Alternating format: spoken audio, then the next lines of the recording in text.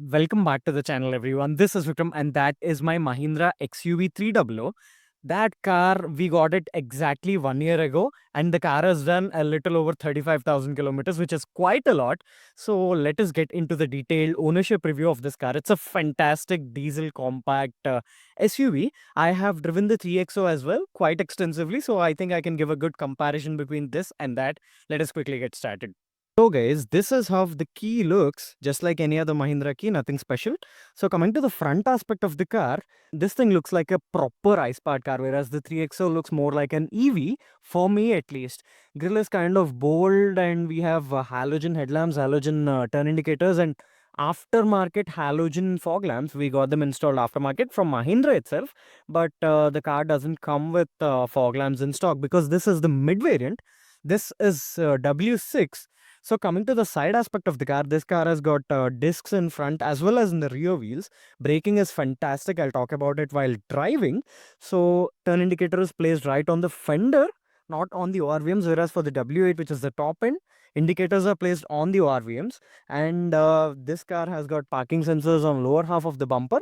And as you can see, the lower half of the rear bumper is completely black to reduce the visual bulk of the car. That thing could have been better. At least they should have added some diffuser sort of thing on the lower half of the lower, black part of the bumper.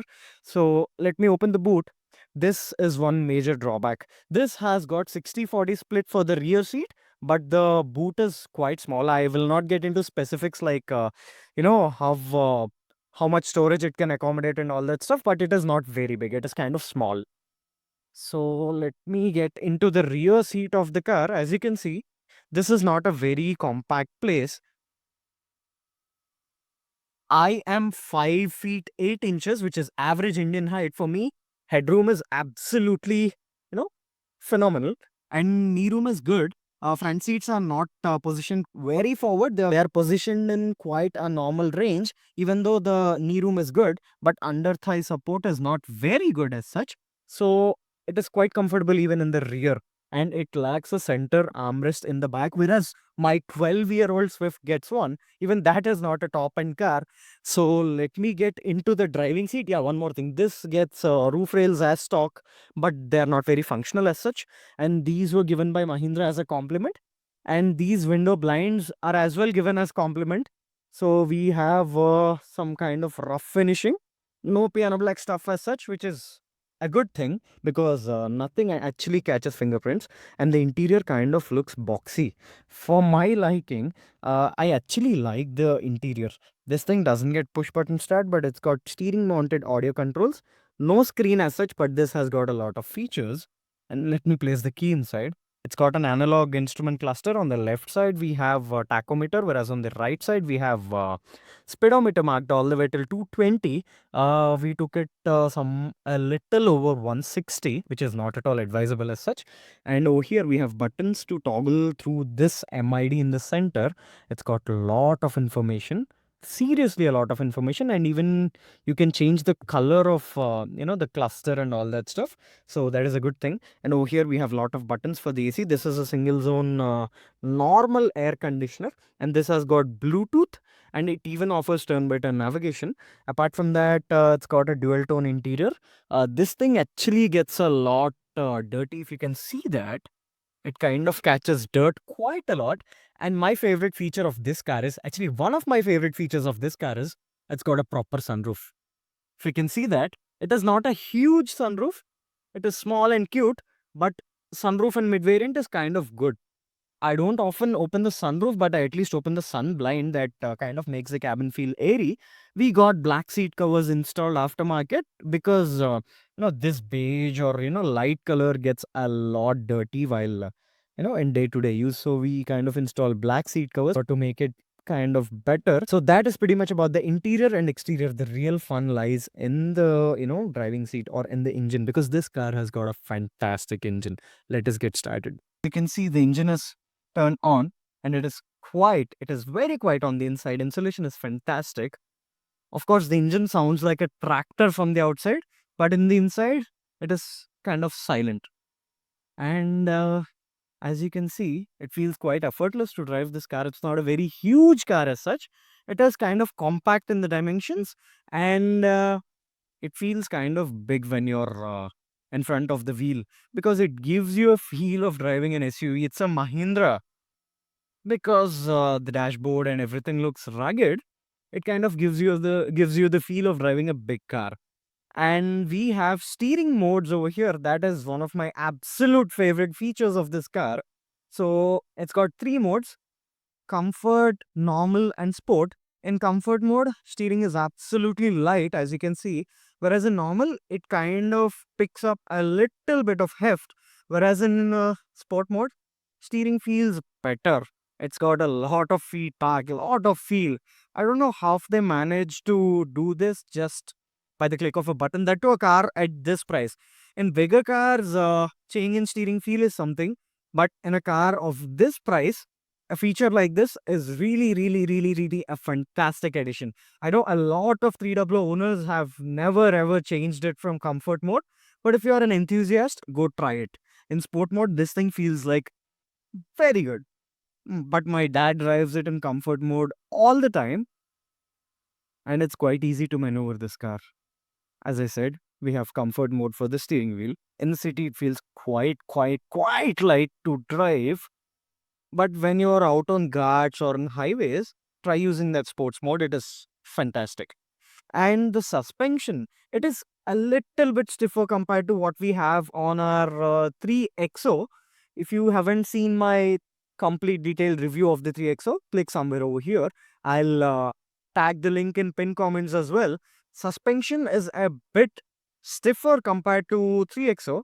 That is kind of on the comfort side, whereas this is more oriented towards, high speed stability. So I like this more than that for sure. This kind of suspension setup is perfect for Indian roads. It is kind of, okayish. It is not very uncomfortable in bad roads, but it is extremely stable on, high speeds. Like, even if you're doing triple digits, this thing is extremely stable. I have driven it a little over 155, 160 kmph, which is not at all advisable for sure, but the car is absolutely stable even at that speed. And coming to the panel gaps and rattles, after 1 year and 35,899 kilometers, there is absolutely zero rattles in the car, and no panel gaps in the interiors and no panel gaps on the exteriors as well. If you're someone who's interested, more, enthusiastic for driving, diesel car is fantastic. This car runs on a 1.5 liter turbocharged inline 4, produces somewhere around 125, 130 horsepower, but the torque output is crazy. It produces a little over 300 Newton meters of torque. 305 if I'm not wrong. I won't get into specifics because numbers are confined to paper, but what you feel in reality is what actually matters. The moment you throttle this car, no matter which gear you are in, even when you're in fifth gear, when you throttle the car, it literally pushes you back into the seat when you cross that 2000 RPM mark. It is very torquey. It is a diesel engine, so it has to be torquey. We grew up driving diesel cars, so I'm an absolute fan of diesel engines.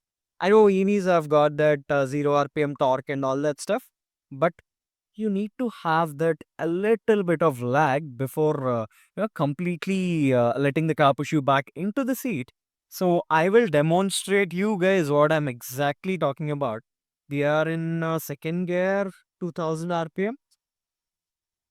If you can see that, it literally pushes you back into the seat and it puts a massive smile on your face. And the car sounds quite sporty. See, in third gear and fourth gear, just at 2300 or 2400 RPM, we cross 80. It is a tall gear car, but you can drive it in speeds like 45, 50 even in fifth gear. That is how tractable the motor is. And even in fifth gear, if you throttle the car, fantastic pull from the motor. Actually, there should be a little bit of lag after being driven for these many kilometers, but there is absolutely, no wholeness in the car. It still feels fresh. It still gives me the feel what it gave me the very first day when we bought this car. Like 14, 15 months before. Not even 15 months, it's close to 14 months. So this car still gives me the same feel which it gave me the very first day I drove it. I have driven a couple of other cars which are on par with the 300, the engine, at least. Creta has got the same 1.5 liter engine. Same as in the configuration is same. It's 4-cylinder turbocharged 1.5 liter. But this thing, I because of smaller dimensions or a shorter wheelbase, this thing feels much better than Grit. I know Creta is definitely a better car in terms of features, space and all that stuff. Interior of Creta is crazy good. But the driving feel is definitely better in this car. That car is more towards comfort, but this is absolutely driving oriented car. It is a fantastic car. If you're someone who's enthusiastic, you should drive a 300 for sure. That is the reason why initial few years this car didn't do well. In the last years of this car's career, this thing performed absolutely great. So 3 or 4 months after we purchased this car, 3XO was launched, but I absolutely don't regret buying this car because 3XO suspension setup and no exterior is not very enthusiastic as such. I kind of love this car a lot more than 3XO actually offers. 3XO has got better features and all that stuff, but driving feel is definitely better in the 300. That thing has got softer suspension setup. This is a bit stiffer, like 15-20% stiffer compared to 3XO's setup. So that is not something you would appreciate, but if you drive both the cars extensively, like what I did, you can definitely appreciate the difference. And the chassis feels perfect. Suspension and chassis combination in this car is really great. There is some amount of flex to the chassis. It is not very stiff. It is kind of flexible, so it makes you kind of feel good when you're driving in bad patches. But on the highway, when you're cruising at triple digit speeds like 100, 120, the car is absolutely stable when you're cruising in the straight line. This is not a car which has to be taken onto track or into ghatis or twisties. This is something you can cruise all day long. This is a proper straight line cruiser. So on the highways, this is absolutely comfortable because you sit high on the court. Ground clearance is like, I think around 190 mm. I'm not very sure about the numbers because it's all about the feel of the car. So I have never ever faced a situation where the car scraped its underbelly or anything of that sort. So it is more than adequate for what we need on Indian roads. Uh, Unlike what everyone says, Indian roads are not horrible. They are horrible at some places, but most of the roads which I drive are not very ugly as such. So for my liking and for my purpose, this car is great. So guys, that is my long-term ownership review of the Mahindra 300. If you like this video, give it a thumbs up and don't forget to subscribe to my channel. See you in the next video real soon with some amazing content. Until then, this is Vikram signing off.